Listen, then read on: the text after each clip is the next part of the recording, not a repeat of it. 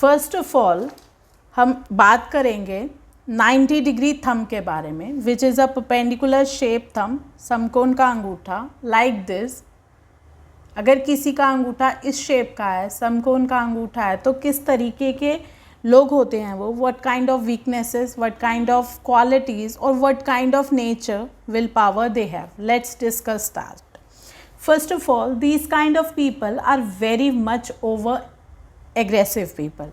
छोटी छोटी बातों पर गुस्सा हो जाना, छोटी छोटी बातों पर नाराज़ होना, but the quality they have, they never demean someone, they never defame someone or demean talks with someone। अगर इन्हें किसी बात पर गुस्सा आ जाता है तो किसी के साथ demeaning बातें नहीं करते, किसी की बुराई नहीं करते, किसी के बारे में जाके बुरा भला नहीं बोलते।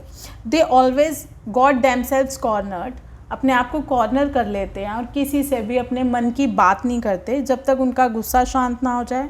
And they always follow a therapy of a music which they love the most. By hearing music and enjoying music, they can overcome their problems and sometimes the panic they are have in their heart, और जो मन में परेशानियां हैं, दिमाग में चिंता है, गुस्सा है किसी को लेके, तो वो म्यूज़िक सुन के उसको शांत कर लेते हैं। ये एक इनके अंदर क्वालिटी होती है, ये क्वालिटी इनमें बहुत ज़्यादा देखने को मिलती है।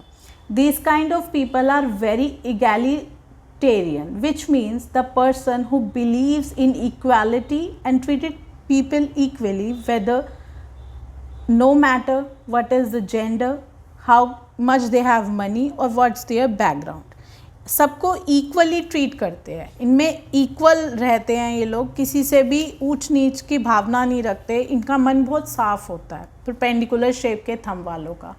किसी को जज नहीं करते कि उनके पास पैसा कितना है, उनके पास गाड़ियाँ कितनी हैं, उनका स्टेटस क्या है, उनका लाइवलीहुड क्या है, सबसे इक्वल ट्रीट करते हैं।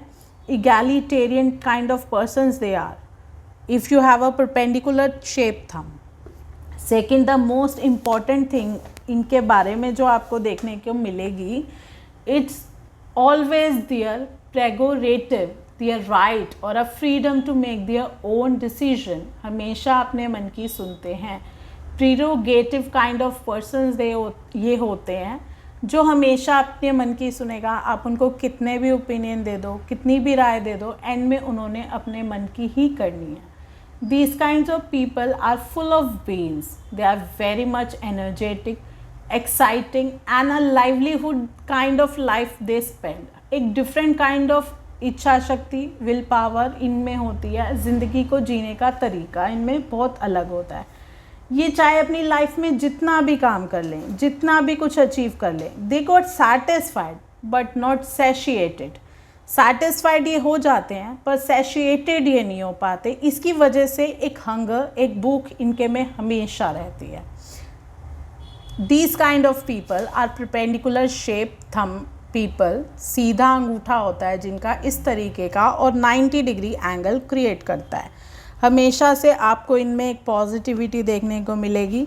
किसी के साथ भी अनइक्वल बिहेव करना, किसी के साथ भी ये बिहेवियर कि अगर उसके पास कुछ कम ज़्यादा है तो उसे महसूस ना कराना, अपने मन की सुनना, एक बहुत ही पॉजिटिव लाइफ जीते हैं। म्यूज़िक इनके लिए थेरेपी की तरह होती है।